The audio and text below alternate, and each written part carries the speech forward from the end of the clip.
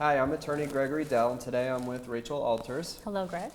And we want to talk to you briefly about the 3 most important steps that you must immediately take if your Hartford disability claim has been denied. So Rachel, what's the first thing that you do when you're representing a claimant on a Hartford disability claim denial? The first thing I do, Greg, is I order the administrative record. That is essentially the claim file.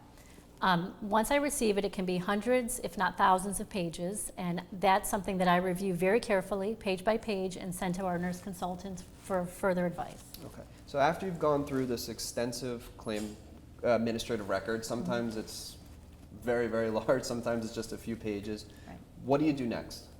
Well, the next step is to determine what further medical treatment the claimant needs to undergo.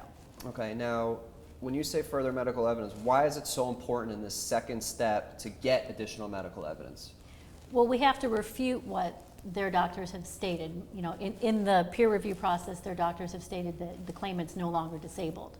So we have to order more tests to show that the plaintiff is disabled, or the claimant is disabled. Okay, now when you say we order the tests, what is it about, what types of testing are you looking for, and why is it important for a claimant to undergo additional testing? Well, it's important to undergo additional testing at this stage because this is your only shot. This is your only bite at the apple.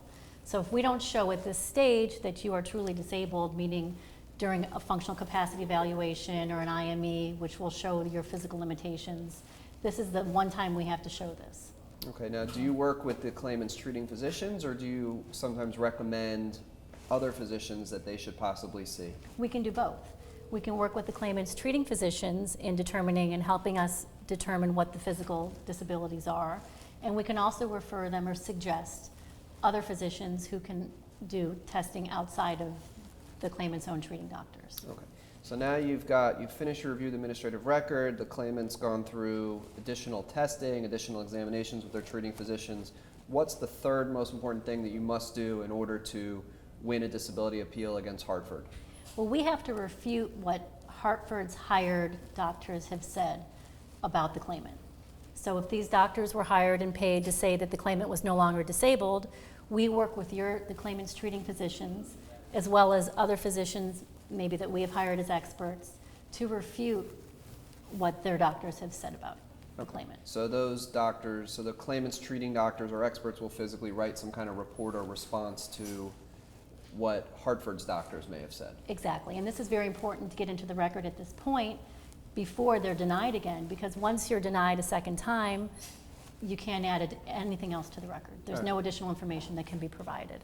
And so that's a great point you brought up, and just so we're clear, when you say we can't add anything else, well, what happens if the claimant did the appeal on their own, and then Hartford makes a decision, denies their appeal again, 2 days later they get hit by a car, and now they have much bigger issues than they even had before. Could you get that additional evidence into Hartford or in a lawsuit if you have to? Absolutely not, and that's why it's very important for claimants to call an attorney as soon as they're denied, so we can get everything into the record properly, because when they do these on their own, they end up hurting themselves in the long run.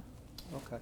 Well, thank you for your time today. If anyone you, out Greg. there has a Hartford claim denial or a Hartford lawsuit that needs to be taken care of right away, feel free to call us. We always offer a free consultation, and we're available to answer all of your questions.